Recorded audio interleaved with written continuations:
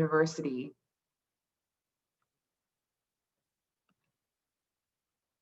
Greenwoods has worked in the field of deaf education in various residential day school programs for the deaf for a decade in various roles with students ranging from preschool age to 12th grade. If any of you have any comments, concerns with technology, we ask you to please use the chat feature. You can type your questions and one of us here on the team will be supporting with answering your questions. We will also send out a poll for you to tell us your role for Dr. Greenwoods, to keep in mind who the participants are here today and targeting to specific audience. Please use the Q&A feature as well. We can go ahead and start the poll.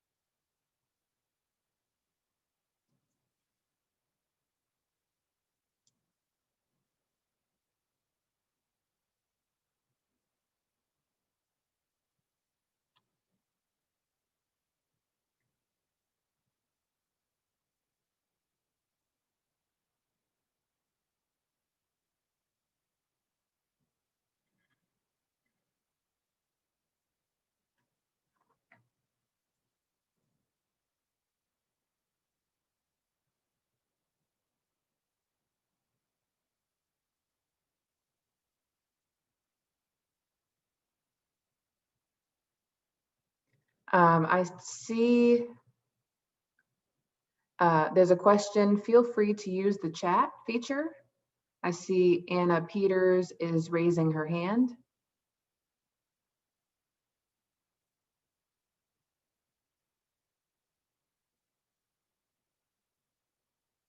Okay, thank you. And after the poll, you can actually close the poll or minimize it.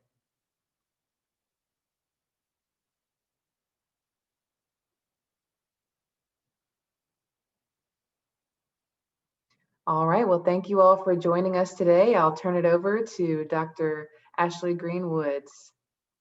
Thank you, Dr. Delgado.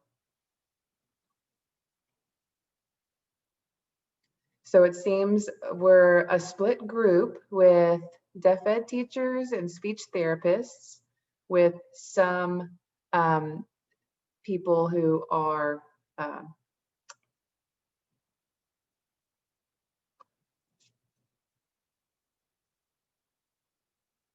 admin. So I'm excited to see all of you here today. And I am faculty at Lamar University.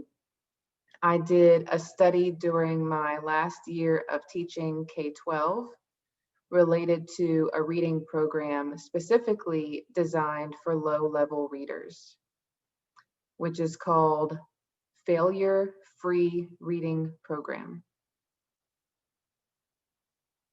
And so I will call it FFR.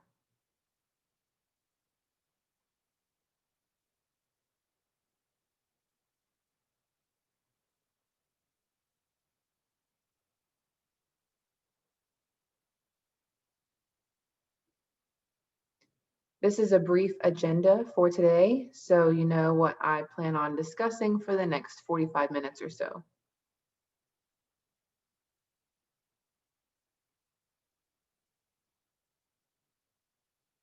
I was born hearing and became deaf at age 3. My family immediately learned sign language, and I had full access to communication growing up. I was mainstreamed as the only deaf student in RDSPD. Here in Texas, it's their program in mainstream. It's a mainstream program where there is a hub for a lot of different districts to send their children to. So in high school, I transferred to Texas School for the Deaf, TSD, where I graduated. I got my bachelor's in science and master's in science from Texas Women's University. And working on my bachelor's, I was working in K-12 as a substitute teacher and then a teacher aide in elementary deaf education program. I finished a master's and worked as a teacher in both middle school and in the high school setting. And I taught everything from reading, writing, to math, world geography, biology, chemistry, you name it, I've probably taught it. After I had been teaching for a few years, about 10 years, I felt that I needed more. I wanted to learn more. I wanted to have a bigger impact. So then I went to Lamar University for my doctorate degree.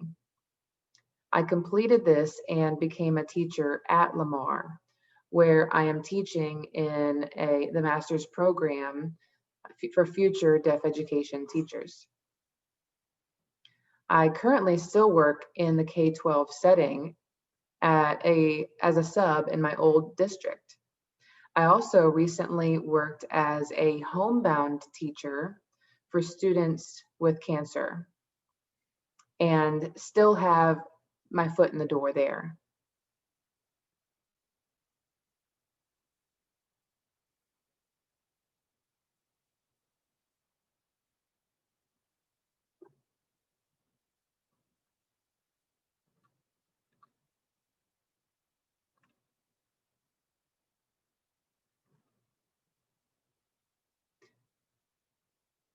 Imagine yourself as a deaf education teacher. For this story, put yourself at a high school level and you get a new student from another country who has expressed 2 words only, no and wrong. Other attempts at communication, using unintentional words, verbalizing, and their family expresses that there is no home communication. I didn't know how to assess his basic needs or wants. The family and student had not developed home language or home communication systems, just verbalizing unintelligibly at home. Tests showed no additional disability, but severe language delays.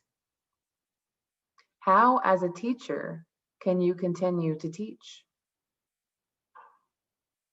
In that situation, I found myself at a high school level getting a student who was 16 years old with no foundation, either in English or ASL or a home language, from Vietnam.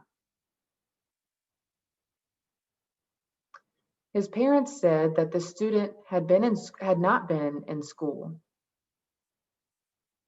had started school when he was little in his home country.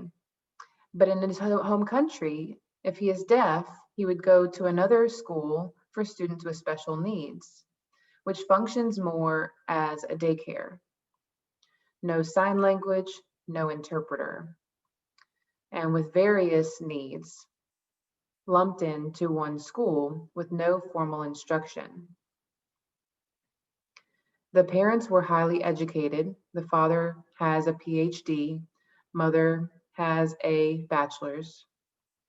Financially, they're a well-off family, and the parents felt uneasy about their son attending that school, that there was a stigma going to that school, and it felt shameful to the family. So they pulled the child out of that school and had the child with a nanny or maid at home, whoever was at home for the day. Eventually, the family moved to the United States for the father's job. Arriving to the US, the child was 15 and immediately got cochlear implants. The parents heard that implants would fix the child, and the child would become like a hearing person, and the problem would be resolved. As we all know, it is not an immediate fix. The implant itself requires the brain to be trained to be able to identify the auditory signals overlapping into meaning.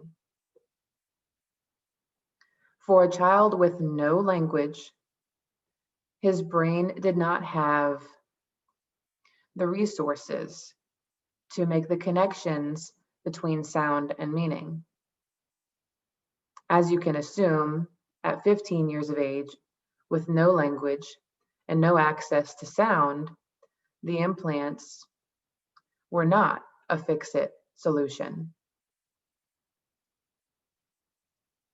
In America, it's required for students to attend school. The parents tried to put him in a mainstream school setting with no interpreter support. The school assessed that he would need to go to RDSPD. The parents said, well, no, I don't believe so. Their vision was like in their home country that that place would be a special school. And they did not want that. They wanted him in regular school. So there was a meeting set up where there was me, an interpreter, a deaf ed coordinator, principal, counselor, to meet with the parents and explain what the school looks like here for the deaf education program. The parents met me, and I was the first deaf adult that they had met. And they thought, wow, can you go to college? Yes. You can work? Yes. And the parents were willing to consider the child coming into our program and clearly emphasized that this would be a trial. Let's see if you can teach him, they thought. And if you couldn't, then he would be homeschooled. At 16 years of age, by that time, to be in high school, what level class would we put him in? With no language, how could we teach and have discussions? So we agreed that he would go into middle school for 1 year. He had no high school credits, no middle school credits whatsoever. So he would be starting from scratch. And we would give him 1 year to acquire more language before he would transition to high school. In that 1 year, he worked and we worked, and that program used SE, Signed Exact English. And they used a traditional reading curriculum, a traditional approach to teaching. And after 1 year, he developed no, wrong, and naturally having conversations with other children, he would just say no and wrong. So he was not able to develop connections with other students. And middle school is already a tough age. So the other students would tease him and mock him. And he felt very isolated and had an identity crisis, that he was not like the others. So we tried to get him to sign more. He did not want to sign. He tried to verbalize instead. His academic language development could not develop without social language development. So we faced a real tough challenge. How would we get him to accept learning sign language and developing the social turn-taking norms so that we could develop his academic language?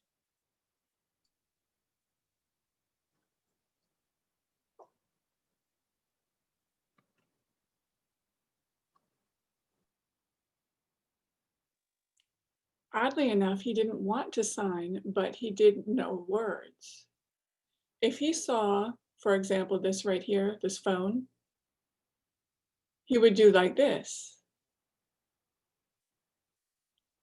He would shrug. He would want to know the words for objects. He had a thirst for knowledge. He wanted to communicate.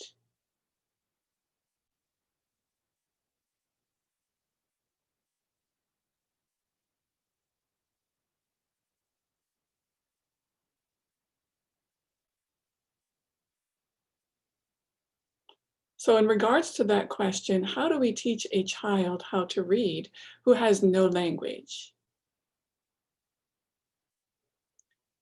High school instruction would not accommodate the student. After having a first language, it's then easier to develop a second language.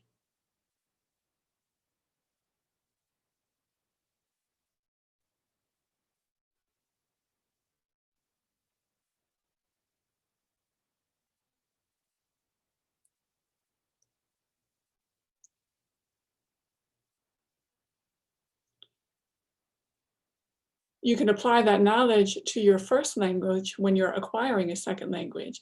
But the longer you go without the first language, then that's language deprivation, which impacts the brain.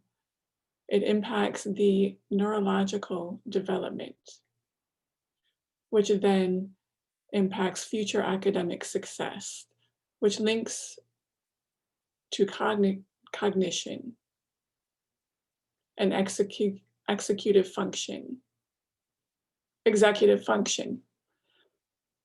And so that delay impacts a lot of areas, reading skills particularly.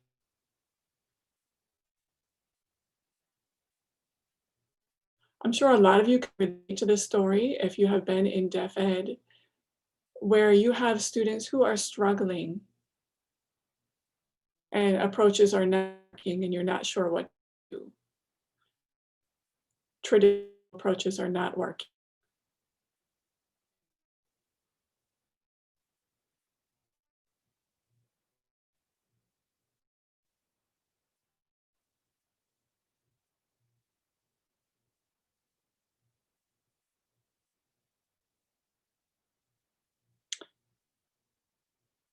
In US, we typically correlate reading with success.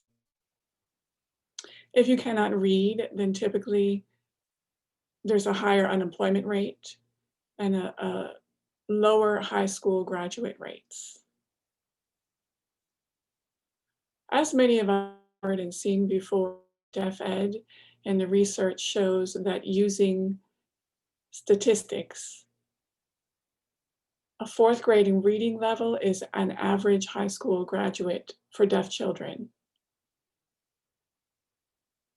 I say statistics because there's a discussion going on as to whether or not that is true.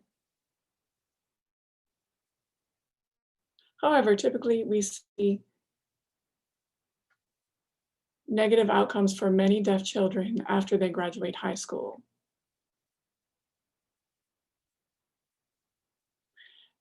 For reading levels and struggles, there's no real one size fits all answer. The answers vary as to what impacts successful reading levels. It can be gender, it can be the family's economic status, socioeconomic status, and it could be how much they're able to access audiological information, the quality of accessible language at home, the quality of education, the educational environment. And the traditional approaches are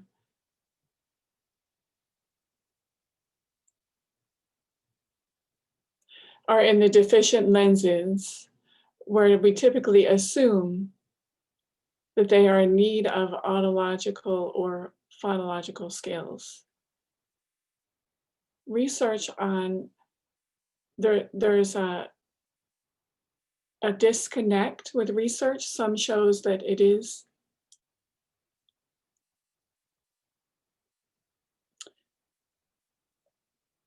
There's a lot of other research that says that it's not required to access the phonological approach. And recently, morphological knowledge and also checking for comprehension, asking the child to produce the story again and make sure that they fully understand the story and identify where they're weak, their vocabulary is weak, and when they're not able to make inferences. Excuse me. So those are the kind of things that you can identify. So current research shows that the reading skills alone is 35% of the predictor for after high school success. That's a large percentage for one skill alone.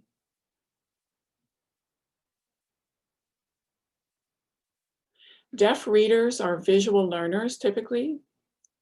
So building reading fluency and vocabulary and word recognition, reading comprehension should all be supported visually by visual modalities. For this particular student who had no access to phonology and the curriculum that we had available required that, then how would we look to find the appropriate curriculum or program to accommodate this child?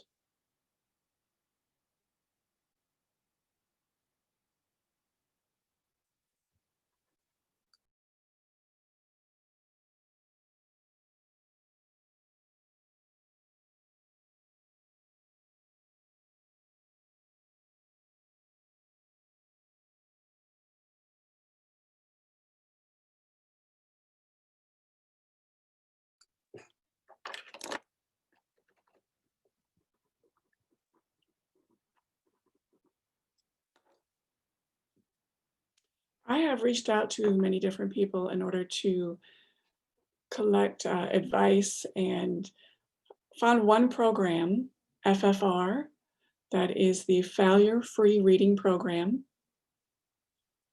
And there's two different versions. There's the classroom book set, which has printed materials, and then the online software. It's designed for children who are under the low literacy umbrella,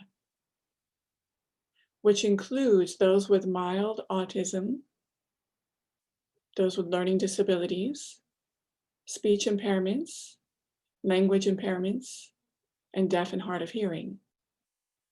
ESL, or English as a second language learners. Students who are in alternative placements, those who are non-phonic, those who use audio, printed, and sign language visuals. Highly structured, it's very repetitive. And there's a lot of scaffolding. There's 3 different levels within that program. And you have to take a test to know where to place them in the appropriate level.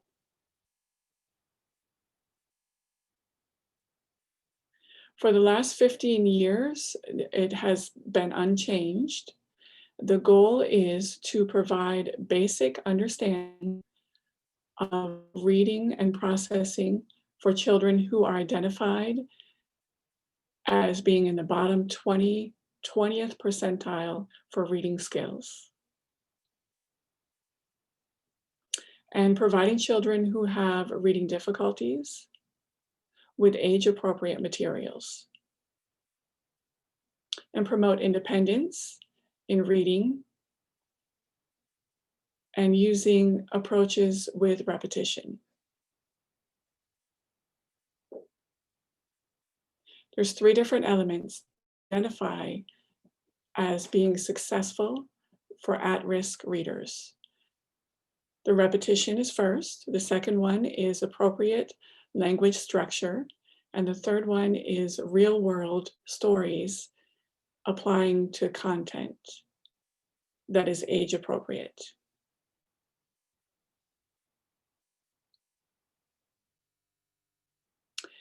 Age-appropriate, of course, in high school, typically you have a student's reading. In my class, the reading of Mice and Men. And then you had books like See Spot Run. And of course, the students see that, the other students see that, and they make fun of the student who's reading that book. So I wanted something that was age appropriate, not destroying a child's self-esteem.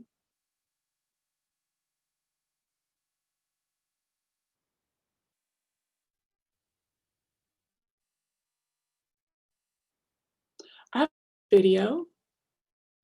There's no sound in this video, about 3 minutes.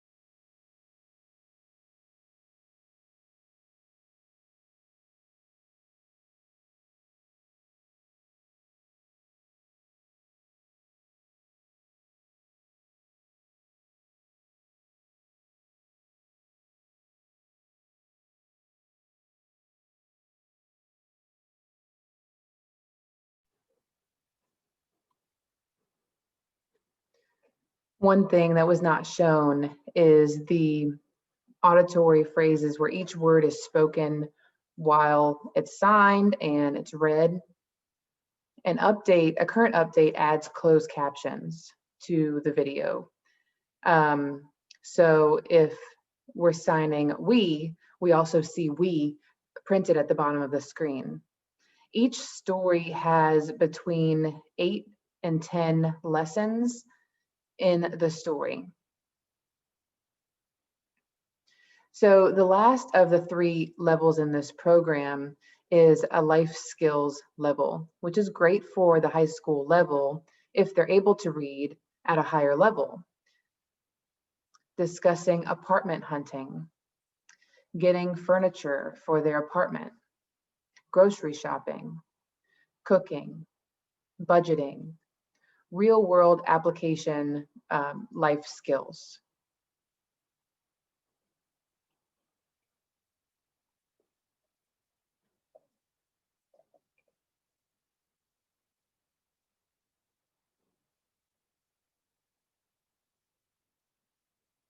Since this program heavily uses Dolch words, I used that for pre and post testing. I would do a check-in monthly. The data used is called Classroom Action Research, meaning I did not change it specifically for my research. I taught and then kept the information for research and then later deciphered the data.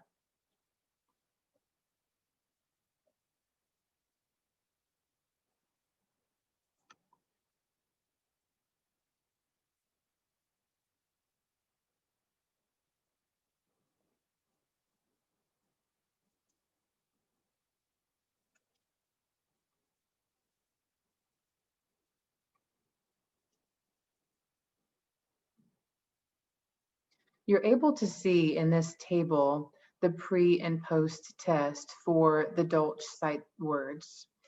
At age 16, when we started this program, this child had 6 words on the pre-primer.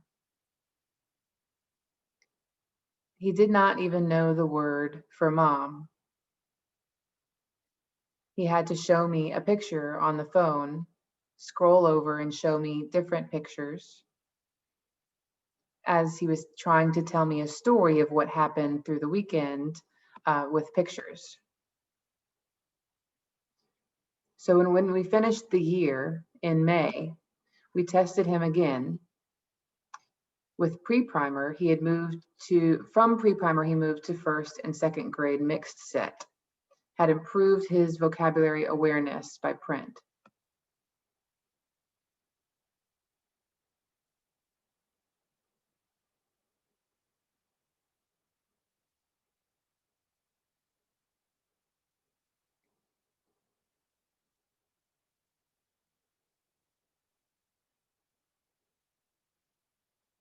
The testing would place you in a specific placement based on the level. So at a red level, moving to purple at the 12th grade level. My class met 4 times a week for about 60 minutes each day. We used this program for about 7 months on a daily basis, plus homework. Had online resources where I could assign homework. As a teacher, I could check in my dashboard and make sure that the students were doing their homework. This could be done on their phone or a laptop. The reading levels, you could not move up until you tested at a specific level. And if you moved up in your lessons, but your final test was below 70%, then you would have to start the story again and continue through the lessons again.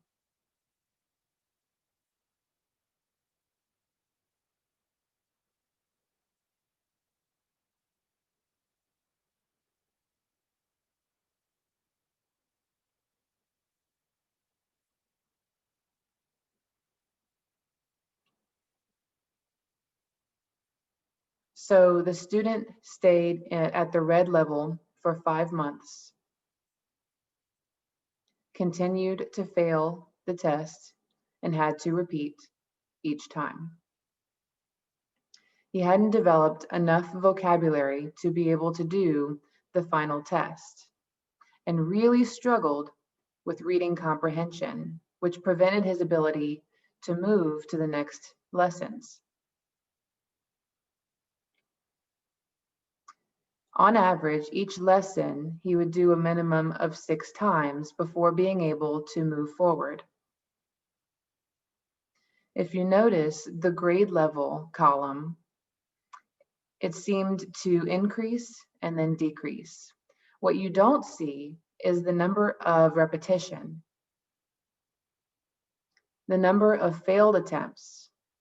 If you fail a number of times, it would move you to a lower level. Over time, the number of repetition decreased, and he was able to move up quicker. The story, A Pony Ride. That story was talking about a mom that was about 4 months after we started the program. And he looked for maybe the 4th or 5th time with the same story. And finally, he looked at MOM with the sign mom. And then it clicked. He scrolled into his phone at a picture of his mom and said, and pointed and said, "That's mom, and this is mom?" I said, "Yes, that's mom." And then he went back into his text contacts where he did not have a name before. He just had a picture of a woman, like a cartoon emoji, and he replaced it, MOM. And then he sent MOM to his mom. After that, he finally made that connection of print to sign equals meaning. And after that, his vocabulary and communication skyrocketed.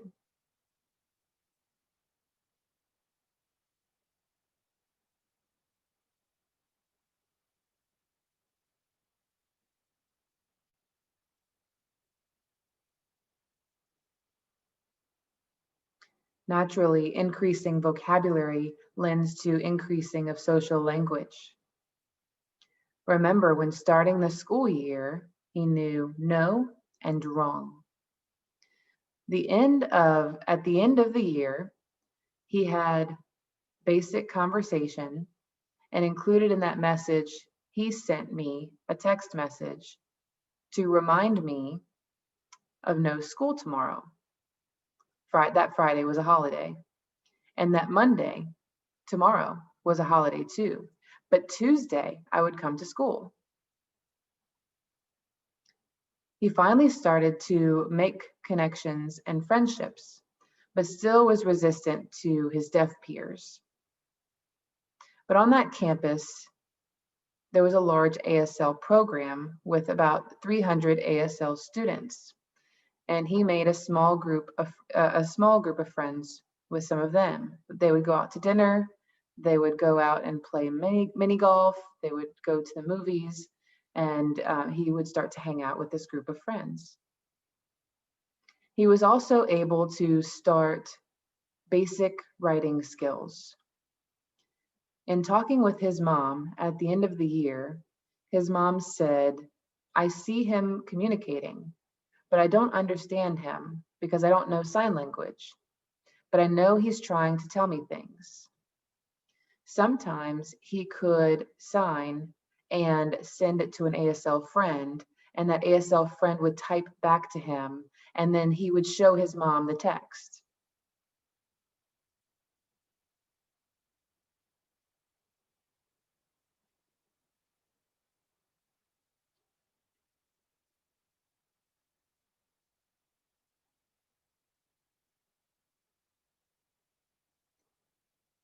The child did demonstrate a great level of improvement in reading, vocabulary, signing, and communication. It's not solely because of this program, I would say. When he went to high school, he had about 4 hours daily in direct sign instruction between a deaf ed class and an ASL class. So that was a great benefit compared to in middle school, where he was in a mostly mainstream setting with 2 hours daily of ASL instruction. Plus, had more access to hearing signing peers, which means he has more opportunity to develop social language. The pros of this program: flexibility.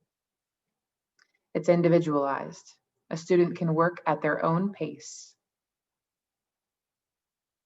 You can send the same assignments from school to home, where they can work at home. It can be used during the summer, holidays, or whenever. The cons is it's not a tier 1 curriculum, so it cannot be used alone, but it is a great supplement. Online feature, it's great. With a lot of students right now working from home who have less access to sign language at home, this program is an excellent addition to that to try and help and support. It provides information in spoken English, written English, and sign language. In addition, pictures and images. So it provides access in many different ways. It claims that they use American Sign Language, but as you can see in the video, it's more of CASE. You will see walking, the, a, its, is, and so on. Another negative or con is the interface is not modern. So you can tell it's a bit older, about 15 years old.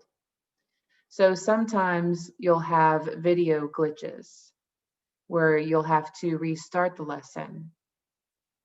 And students will become frustrated often because of this. The instruction already is repetitive. You can't skip, you have to continue and wait for the video to finish before you can click.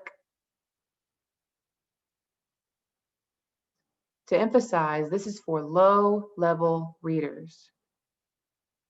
If you have a student who is slightly delayed, this would not be appropriate. I did use this with another student, and the student was able to finish everything in 2 weeks and just sat around after that. So it's intended for the most struggling readers.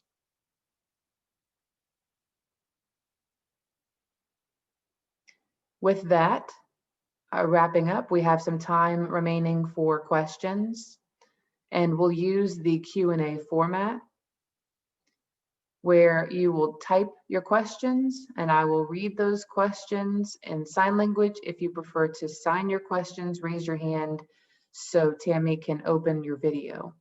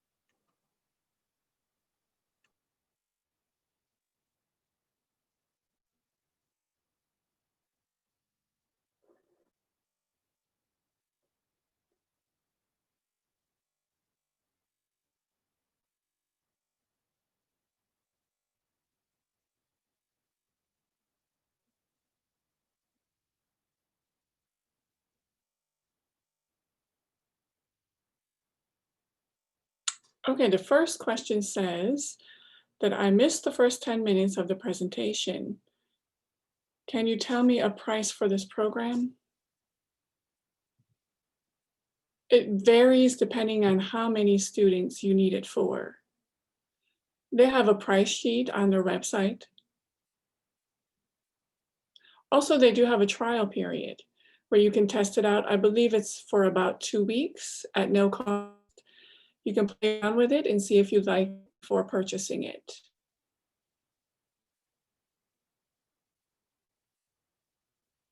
Another question, is this program readily available for public schools in Louisiana? And is this a pay-per-use site? Can the families actively participate in the program? Yes, it's available to anybody who wants to purchase it. I think my license accommodates up to 30 students under one license. And I've had that for the past 3 years, and I'm still using it. The students' parents helped him with his homework, sat down with him and helped him. But for a family to participate without purchasing it, they can't.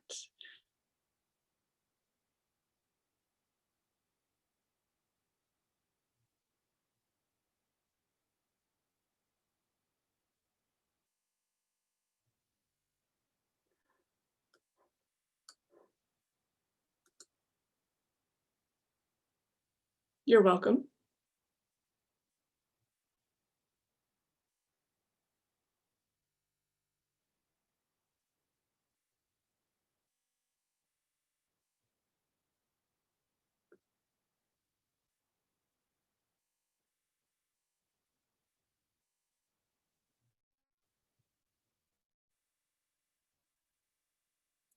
And the next question, would this be a good site to use for students who can read but has low comprehension?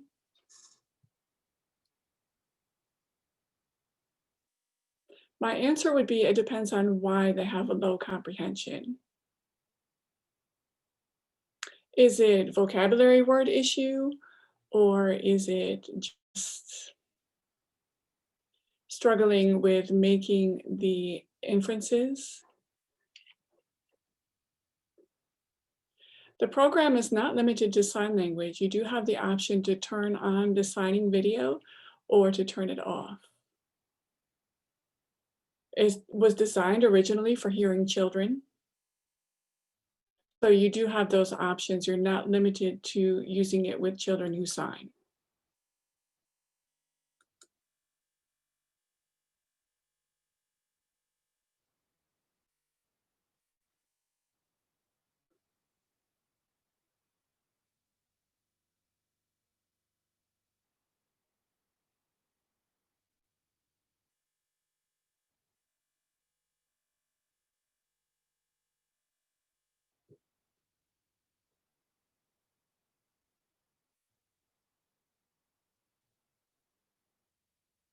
Okay, if there's no other questions, then for Ashley, then you can go ahead and fill out the survey for this presentation using the conference code 2012.